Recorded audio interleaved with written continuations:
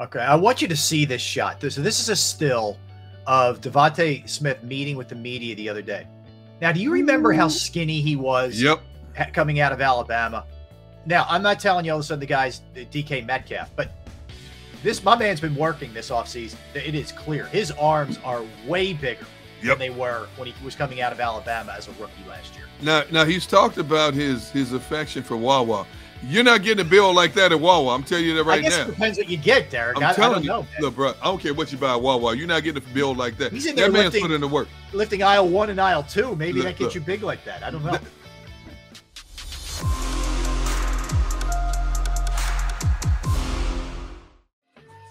We're back on Sports Take on this Thursday. Thanks for hanging with us. Derrick Gunn, Rob Ellis, Barrett will be back in a moment. Smash that like button. Hey, once again, want to just thank everybody. We had an unbelievable month of August here at JAKIB Sports Network, our entire channel, and we had, killer programming basically from 7 a.m. All the way up until 7 p.m. But we went over 1 million views for the month of August, and Derek, I can't wait for September, man. We are going to just up the ante in so many different ways with programming, with the stuff that we have planned, with our game day coverage as well. It's going to be awesome. But thank you from the bottom of our collective hearts here at JAKIB Media. We appreciate it very much. Hey, that just goes to show you when you put quality programming out there, people will respond. Like anything else, it takes a little while for people to catch on. A lot of people initially back in the spring, who is this JAKIB Media? Where can you find it? So on and so forth. But as we continue to roll out shows and names attached to these shows, people find what they want to find in a hurry. So, yes, thank you, everybody out there, for being loyal viewers. Thank you for being a part of our daily coverage, our daily discussions. It's almost like we're starting to get to know these people personally because we see so many regulars in here on a daily basis. And, their comments are funny. They take their shots. That's fine, too. We're thick-skinned enough to handle this. We've been around the block many times in this industry. We know what it's like. But the bottom line is you people keep coming back because obviously you like what we're putting out there. And it's only going to get better. Yeah, it's only going to get better, man. Well said. And we just went have to be a part of. Yeah. Same. And we just went over 18,000 subscribers just recently. There you go. Yeah. Well, we'll keep delivering for you. Trust me. We appreciate you hanging with us. All right. So we're talking Eagles as we do each and every day here. Mentioned earlier, but just to pass it along, this is important. Jason Kelce's back. And, the fact, Gunner, that he's getting the end of this week and then the entirety of next week to be ready for that opener, man, that's big time. And I know that was the plan all along, but you never know sometimes. But saw him out there. He looked good. He was moving some bodies, man, and he looked like he was ready to roll. Look, if Jason Kelce didn't come back in practice until next week, Jason Kelce's going to be ready to roll no matter what. You look at the guys who you were talking about that had been out extensively for a while. They're ballers, straight up ballers. They don't, and the kudos to Nick Sirianni. They know how to back off, give these guys extended rest. They don't need them right now. They need them when the season counts. And so them not being out there, giving other guys reps, which is only going to make this team that much deeper when the games count for real. Great scenario all the way around. Hopefully Miles Sanders holds up.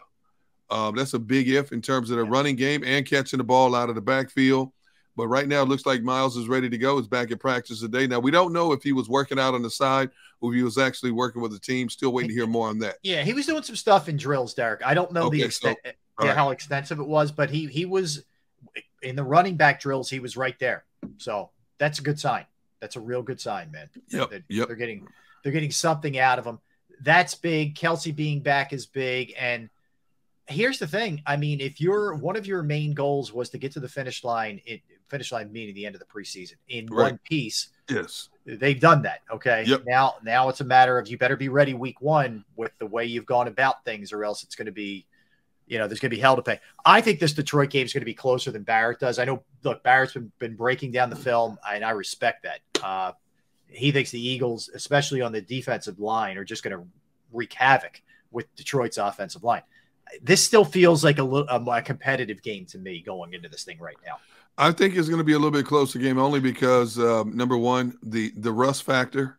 The Eagles regulars not getting a lot of reps in the preseason, which is good when you consider, look at some of the teams that have been decimated by injuries already.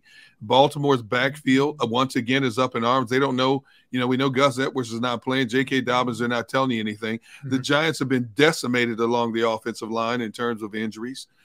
So this team is going into the season relatively healthy. Detroit's battle cry has been, remember what the Eagles did to us last year. Yep. This is our season opener. This is our home opener. Do not go out there and embarrass yourselves the way we did a season ago. And, I think that's going to make for a good game. I think the Eagles better talent on the field, more cohesive unit, played together a little bit longer for many of these guys. So I think it's going to be competitive for a while. Then I expect the Eagles to win the game when it's all said and done, when the dust settles. Okay, I want you to see this shot. So this is a still of DeVonta Smith meeting with the media the other day. Now, do you remember how skinny he was? Yep. Coming out of Alabama? Now, I'm not telling you all of a sudden the guy's DK Metcalf, but my man's been working this offseason. It is clear. His arms are way bigger than they were when he was coming out of Alabama as a rookie last year. Now he's talked about his affection for Wawa. You're not getting a bill like that at Wawa. I'm telling you that right now. I guess it depends what you get, Derrick. I don't know. Look, bro, I don't care what you buy at Wawa. You're not getting a bill like that. He's in there that man's put in the work. Lifting aisle 1 and aisle 2. Maybe that gets you big like that. I don't know. That man put in the work to get to where he is right now. And, a good move for him and the Eagles training staff, because he needed to be a little bit bigger, because you got to absorb a lot of blows in this game, man. Yeah. And the DeVonta Smith last year, you can't keep taking that kind of punishment as a player, even a young player. So he put on the body weight. It's not going to affect his speed and flexibility. I think he did a great job in terms of getting himself to where he needs to be as a physical specimen for the rigors to come in 2022. And look, this guy had a really good rookie year. I mean, yes, absolutely. He was really being the only threat on the outside.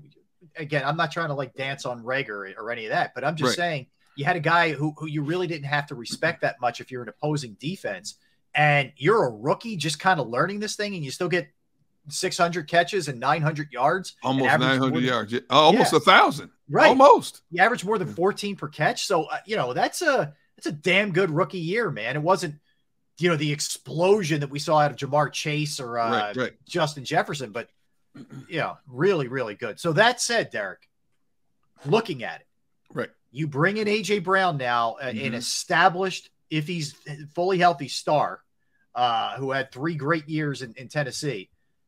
And you have DeVonta. There's only one ball to go around here. Right.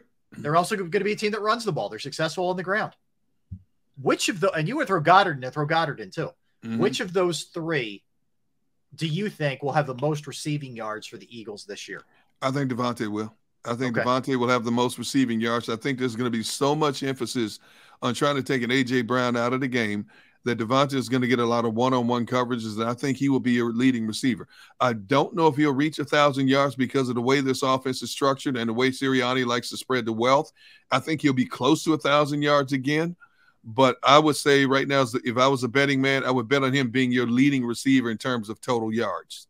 It's an interesting way to look at it, especially early in the year, it's going to be, we have to contain A.J. Brown. If we don't contain A.J. Brown, he's going to light us up, which could mean a lot of single coverage for DeVonta Smith. The beauty of DeVonta Smith, Derrick, is he's such a precision route runner. Yep. That he can hurt you in sort of that mid-range game underneath. But he is also, make no mistake, he's the guy who caught that ball that Tua threw in the national championship game. The dude can run. Absolutely. He can beat you on a deep ball too. So there's a multitude of ways that guy can hurt you. And, absolutely. I think you're right. I could very well see him getting over 1,000 yards, and maybe A.J. Brown is 800, 900, but that doesn't mean he isn't crazy effective. Right. It just may not show up necessarily in the yards because the other team is saying, we're taking you away, man. I think A.J. Brown and Goddard are going to be your 2 main targets in the red zone, and rightfully so. I mean, A.J. can out-physical. Just about anybody's going to cover him.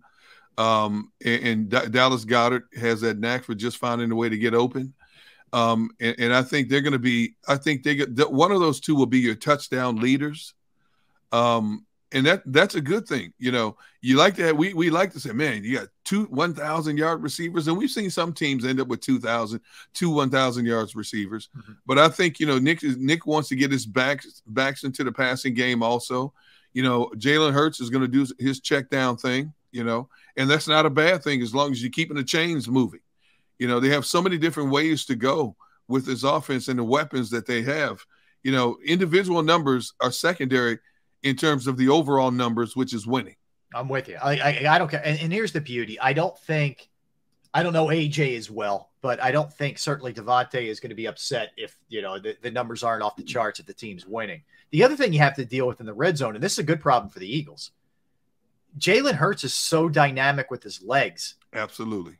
He rushed for 10, you know, himself last year. Absolutely. So you may not have as many opportunities as some other teams do who are going to try and get it through the air. They, you know, you could, whether it's a draw, a design keep by Jalen Hurts, he may keep it himself and score. You might not have as many opportunities. You know what? And that's another problem for defenses to worry about. You can't cover everything with a good offense. You can't. You know, when you look at the better offenses in the National Football League, why are they the better offenses? Because they hit you in so many multiple ways. You know, you look at an offense that Tom Brady ran for years. He didn't always have the big names. Now, he did it tight end, but he didn't always have the big names. But anybody stepped on that field was a viable option. Right. You know, that's why that man led the league in passing for as many times as he has, because you don't know where he's going to. Tom Brady, you know, made sure you understood. He didn't always have a favorite target. He had an open target. He would always find that open target. You know, and that's what I hope this Eagles offense turns out to be. Not so much the quarterback leaning on one or two individuals, but giving the defense the mindset of who is he going to next, which totally takes the defense out of the structure in a lot of cases, because your head's constantly on a swivel trying to figure out who's coming open, where am I supposed to be? Yeah. And that's a good thing. I'll tell you what's really interesting to me going into the season. I feel like I don't know exactly how Shane Steichen wants to go about things. And you can throw Nick in there too, but I'm just saying the guy who's calling the plays. Because last year they had to pivot off into that running attack, which was great. I mean, it got them to the playoffs. But we know they want to throw more. We know they have better weapons. If you're anticipating growth out of Jalen Hurts, you should be more effective in the pass game. One of the things Steichen said yesterday, was absolutely Jalen Hurts will be a much better deep ball thrower. So they're going to attack things a little bit differently this year, but I just don't have a good feel for him calling a game. It's not a bad thing. I just don't have a feel for him right now. No, I mean that's another of the many. Put that in the category of the unknown mysteries about this team. Mm-hmm. You know, it's like I said before, many times before, it's like a daytime soap opera. You know, will Jalen Hurts improve? How much better and bigger will DeVonta Smith be in year number 2? Can Shane Steichen call a game effectively? Is Jonathan Gannon the right man to call the defense? Those stories and more coming up on the latest edition of As the Eagles Turn. Right. You know, and it's true. You know, there's so many unknown commodities we don't know about this team. You can go in saying that we know definitive things about a number of teams. We know Tennessee wants to be a rugged, physical type team. We know Pittsburgh wants to play rugged physical football on both sides of the football. We know the Rams are going to air it out, and they're also physical on defense. You know, but we assume certain things about this Eagles team. We know they have the defensive personnel to get the job done. We know they have one of the better offensive lines in the game. We know they have capable backs, but then we have that what if with the backs. What if with Gannon calling the team, with Steichen calling offensive plays. You know, so that's what makes this team so intriguing, because we're sitting here talking about the what ifs, and think about the opposing defensive coordinators trying to prepare for this team with the what ifs, with the new additions on this team. Nobody knows. Yeah, no, it's a great question. It's the beauty of heading into a new season. We're not really sure exactly what certain things are going to look like. We know the weapons are there. Like it was funny. They were talking to Nick Sirianni today, and they were asking him about getting Chauncey Gardner-Johnson acclimated, right? And he said, you know what? We pay Jonathan Gannon a lot of money. We pay these other coaches a lot of money. In other words, they'll figure it out, or they better figure it out. So, you know, the weapons that Steichen has, figure it out, man. Hey, coordinators nowadays get 7 figures. You know, they don't make the money the coaches do, but they get 7 figures nowadays, a lot of them. Yeah. So if you're paying you 7 figures, you better bring a 7-figure product on the football field. Plain and simple. Yeah, Plain I hear you, man. And I don't know what Jeff Stoutland's making, but whatever it is, it's not enough. Not enough. Not enough. It's unbelievable. Obviously, he's making enough to keep him here because I'm sure he's had other offers to do some other things, whether it's the college ranks or the pros, and he keeps re-signing with the Eagles. So, yeah. And the Eagles are not in a hurry to let him get away. I'll tell you what, Derek, one of the really big wins that we're talking about Howie and some of the moves that he made with players. How about after Doug is shown the door, there was a lot of speculation that Stoutland was going to go back to the University of Alabama. Do you remember that? Oh, yeah, absolutely. And, you kept him, man, for however you did it, or whether he loves the area or whatever the case may be. He's still here. That is one of the biggest moves they made, that he's still an Eagle. I think a lot of college coaches, once they get a taste of the NFL lifestyle, it's hard for them to go back unless they're forced to go back. Mm-hmm. You know, college, if you're playing at a premier, if you're coaching at a premier college program, you have the red carpet rolled out to you. There's no question about that. But once you get to the NFL level, even with the lower tier teams, that's a different lifestyle you lead, man. That's a different financial stratosphere that you get into. You get certain perks at the NFL levels that you don't get at the college levels. You become part of a fraternity that's second to none in terms of how you're treated in a lot of ways. And if you do your job, you can have a long, profitable career, whether it's a position coach, a coordinator, or a head coach. You can have a long, profitable career in the NFL. Look at how many coaches bounce around in the NFL instead of going back to college. And, you look at a lot of their resumes once they get to the NFL. They'll take their job as a DB coach. They'll take their job as a linebacking coach. Why? Because the lifestyle is a lot different, a lot better at this level than it is at the collegiate level. Yeah, no question. All right, so we're sitting here. They have an extra roster spot. We're not exactly sure how that's going to shake out, but there doesn't seem to be a real defined candidate to return punts.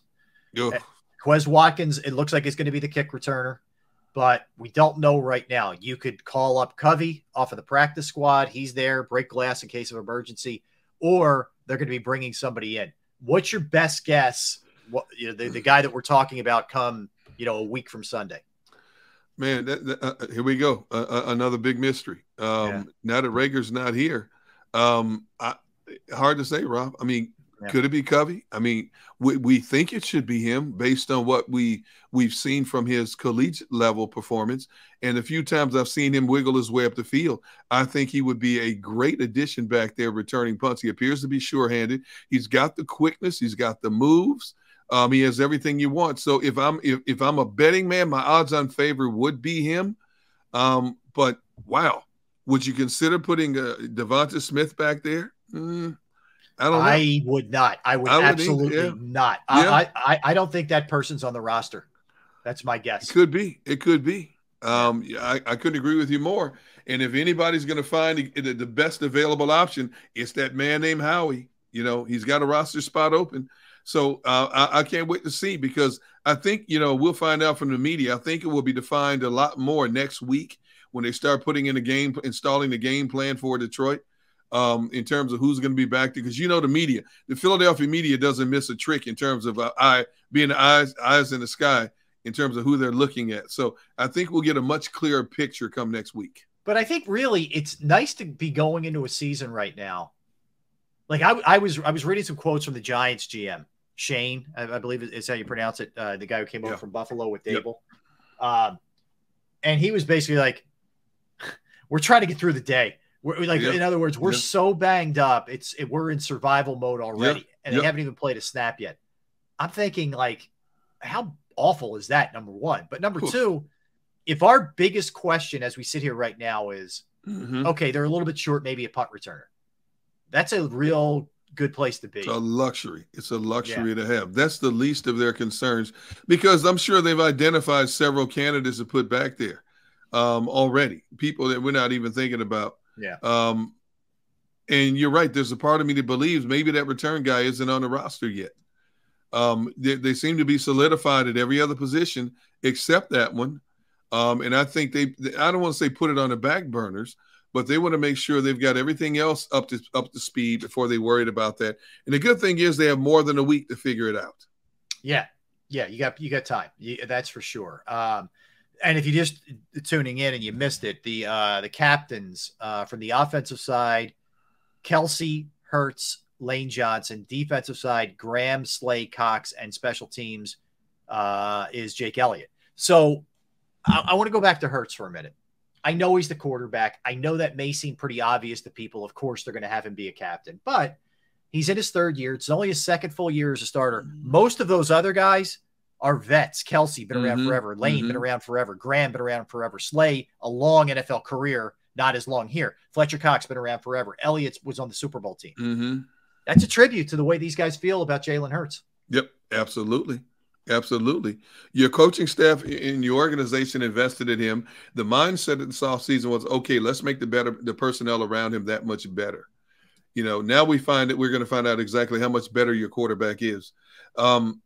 If this defense lives up to expectation, the defense can take a lot of pressure off of him by shortening the field or forcing the opposition into a lot of 3-and-outs, which means that offense is getting the ball back that much more.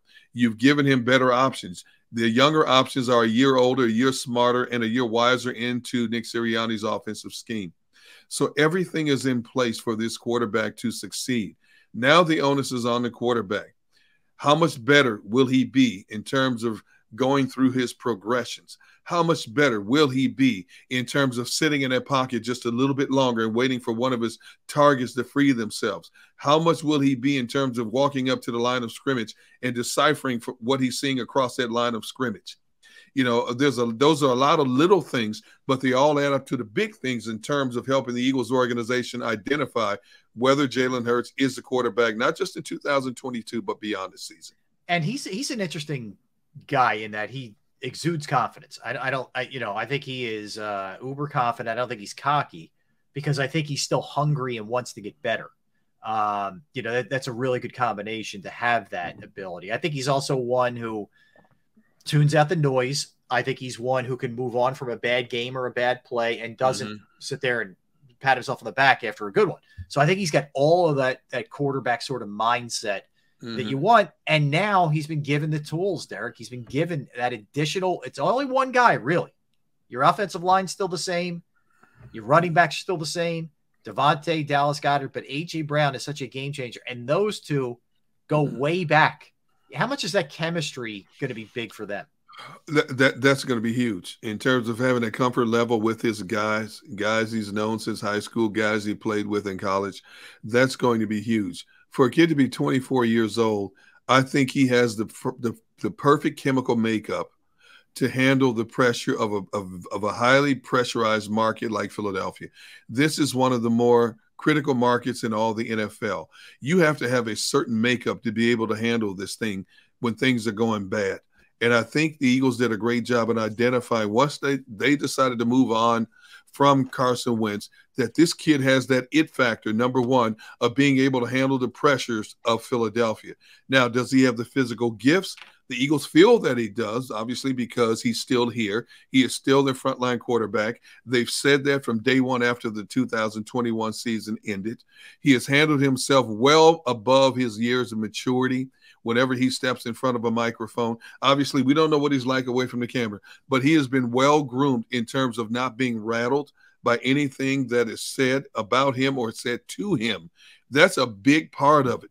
Now you've got to tie in the physical attributes with this to become that complete quarterback who can survive at this level.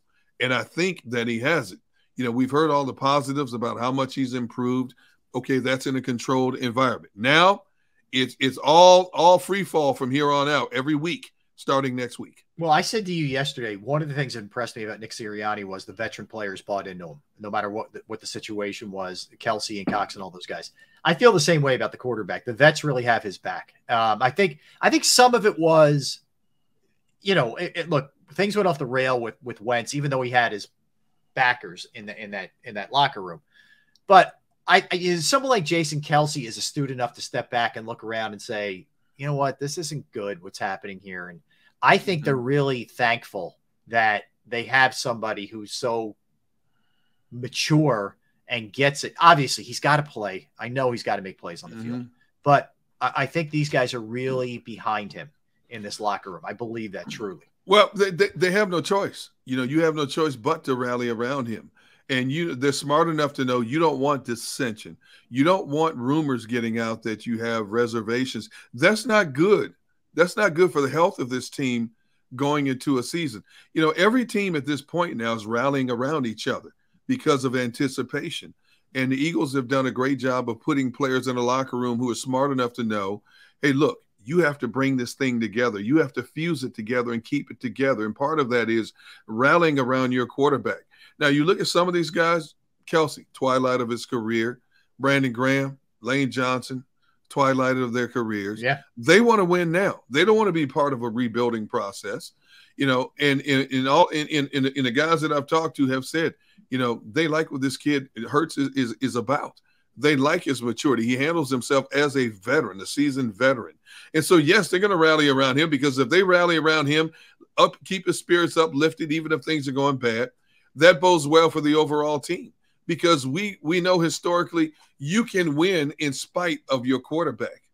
You can do that if you have the right personnel. We've seen teams do that, but with this kid, if he does what we think he's capable of doing, and that he doesn't have to be great, just be consistently good. Doesn't have to be great. With what you have on paper right now in terms of personnel on both sides of the football, a good quarterback can win a lot of games for this team. Now, if he's great, more power to him and this organization, because that solves your quarterback problem for years to come. And you're going to have to pay him. Like the way the money's flowing around the league right now, you're going to have to pay him. But it solves your quarterback issues, and you can strengthen other areas, because you're going to lose X amount of players after this season. You got all these guys on one-year deals. These guys are thinking, okay, I'm here with the Philadelphia Eagles. I have a chance to win. But also, if I ball out, I've got a whole bunch of other teams that might be willing to pay me a lot more money. So you're going to have to replenish the cupboard again in 2023. And when you look at where they are draft-wise, youth-wise, they're in a good position not to have to do an abundance of replenishing, but they can well stock the cupboards again with the draft picks they have and the money they're going to have in cap space. You bring up something really interesting, which we're going to get into right around 2:00. Russell Wilson got paid. Not a shock, but he got paid, right? So, and I know Lamar Jackson's still out there, and again, we'll dive into that too. However, you think about what a critical year this is. So if Jalen Hurts goes out there and plays well, he's all of a sudden in conversations. I'm not saying he's getting Russell Wilson money, but he's in these sort of, maybe next tier right below that conversation, because he will be going into his last year in 2023. Sorry. If it goes the other way for him, considering the Eagles have 2 draft picks, he either may not be the starter next year or he may not be here. There is such a pendulum swing here with this season for Jalen Hurts. It's amazing, really, when you think about it. And there's also the possibility he could play out his rookie contract next year also. Yeah. The Eagles may spend a lot more money somewhere else and force him to play on his rookie contract, which bodes well for them and possibly him, because if he balls out next season, then he's going to be paid a lot more. The scale continues to go up, not down, for quarterbacks in the NFL. That only bodes well for him and his management team in terms of getting that much more money. If he puts together 2 consecutive good years under a rookie contract, man, that dude's set for life after that. No, he is. There's no question about it. And look, there's a lot of different ways this thing could go. But one of the things we talked about yesterday was the Eagles are able to do what they're doing because you're not paying him or Minshew anything. Right. I mean, you look at what the comparison is with some other organizations. That's why one of the reasons why I think Howie viewed this offseason, like, I'm going to be super aggressive because I can do it now. I may not be able to do it going forward. Absolutely. Yeah, they may have to trade one of those picks if they have to pay Hurts in the offseason, one of those first rounders away. True. I mean, nothing's out of the question. But that's all right, because they'll still have a first-round pick. And you'll have a quarterback, an established quarterback Yep. at that point. All right, so we'll come back. We'll continue with the NFL talk. Like I said, Russell Wilson got paid. We'll look at how that affects Lamar Jackson, how that kind of shakes out for him and his camp. His camp is him and his mother. His mother's his representative. So we'll talk about that. Baker Mayfield, Kareem Hunt, Josh Gordon back in the news, Denzel Mims. And one of the things we're gonna get into, Derek, second-year quarterbacks, the Trevor Lawrences, the Zach Wilsons, the Trey Lances, Justin Fields, Mac Jones.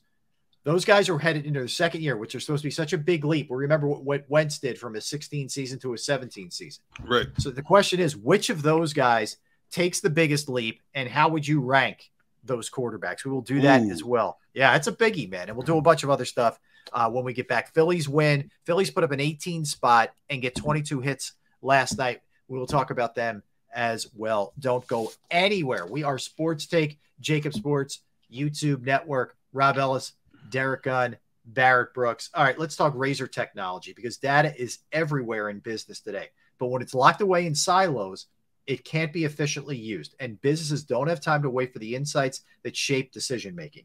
Razor Technologies data management not only integrates data from wherever it's generated or collected, but provides a uniform structure for storing, interpreting, and distributing it to decision makers. Razor helps businesses transform and model their data, use it to populate real-time dashboards, and create shareable reports like highlight key areas of progress, as well as warning signs in need of attention. Smart data analytics and the tools to make data insights easily digestible help businesses of all sizes and types where they could be untapping significant savings. Razor Technology can help you break down your silos and fully realize the value of your data to drive growth for your business. To learn more, contact Razor Tech today at 866-797-3282, 866-797-3282, or visit them online at razor-tech.com, razor-tech.com.